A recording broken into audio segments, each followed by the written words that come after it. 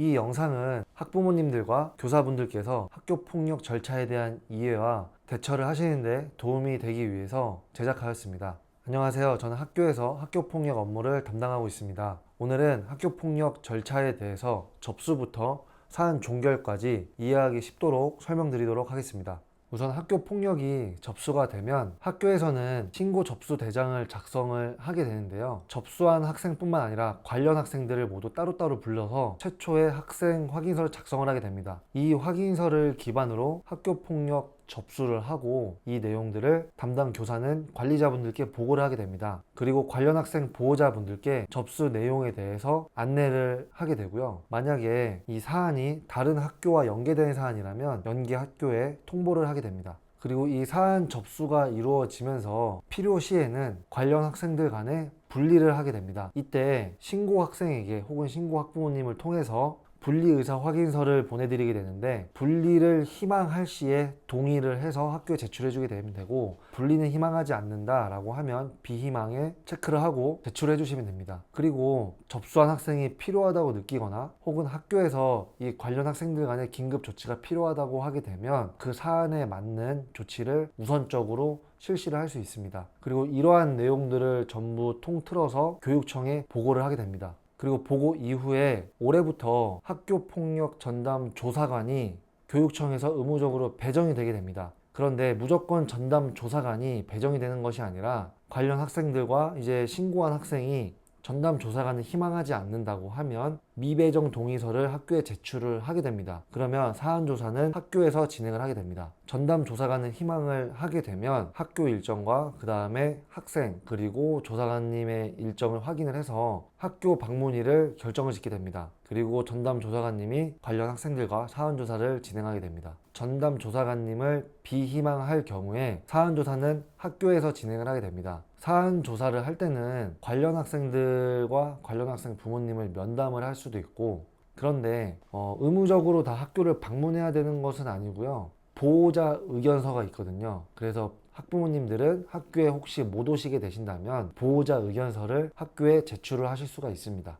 이렇게 사안조사는 전담 조사관님을 통한 사안조사가 이루어질 수가 있고, 혹은 학교폭력 전담기구 위원들을 통한 사안조사가 이루어질 수 있습니다. 이렇게 사안조사가 모두 마무리가 되고 나면 학교폭력 책임교사가 사안조사 보고서를 작성을 하고 이 내용을 토대로 전담기구 회의를 개최를 하면서 전담기구의 조사 결과를 보고를 하게 됩니다. 그러면 전담기구 심의가 이루어지는데요. 전담기구의 구성은 교사위원, 학부모위원 이렇게 구성이 되어 있습니다.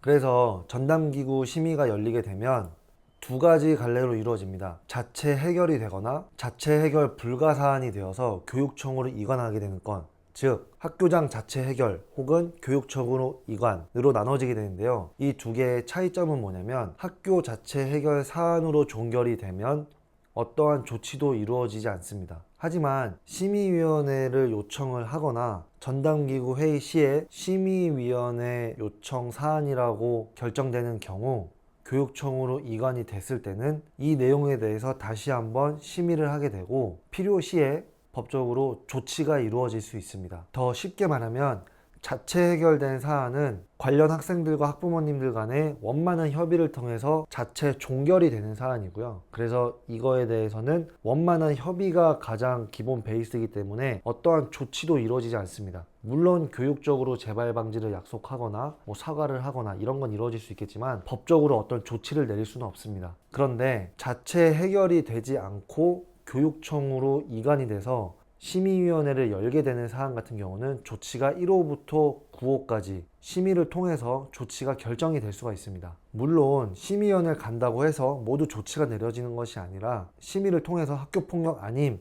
조치 없음으로도 결과가 나올 수가 있습니다. 그러면 자체 해결이 되는 사안과 심의위원회가 열리는 사안에 대해서 그 기준이 무엇이냐고 생각하실 수 있는데요. 그 기준은 전담기구 심의를 통해서 이것은 심의위원회로 이관할 내용이 아니다 라고 내려졌어도 접수자 측에서 심의위원회를 요청한다는 요청서를 제출을 하면 의무적으로 교육청으로 이관돼서 심의위원회가 열리게 되어 있습니다. 혹은 전담기구 심의 안에서 4가지 기준을 가지고 심의를 하게 되는데, 이 4가지 조건에 충족이 되지 않아서 이 사안은 학교폭력대책심의위원회로 이관돼야 될 사안이다 라고 결정이 된다면 전담기구 회의 결과를 가지고 관련 학생 부모님들께 말씀을 드리게 되고, 신고자 학생과 학부모님께도 말씀을 드리게 되는데, 이때 학부모님께서 요청 취소를 하면 심의위원회가 열리지 않을 수가 있고요. 혹은 신고자 학부모님과 학생이 전담기구 심의 결과를 듣고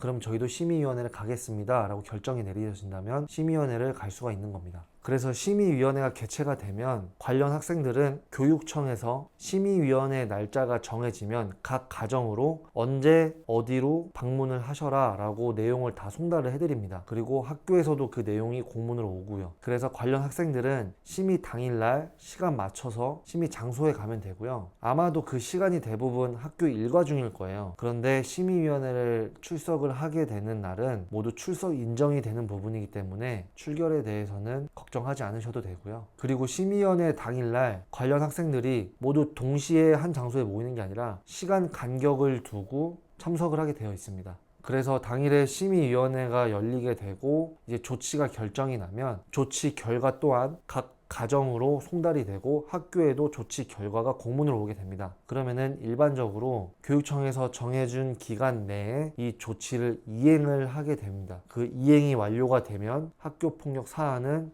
종결이 되게 됩니다. 그리고 학교에서는 마지막으로 이 조치 나온 내용들을 생활기록부에 기록을 하게 됩니다. 그러면 최종적으로 이 사안이 마무리가 되게 되는 것입니다.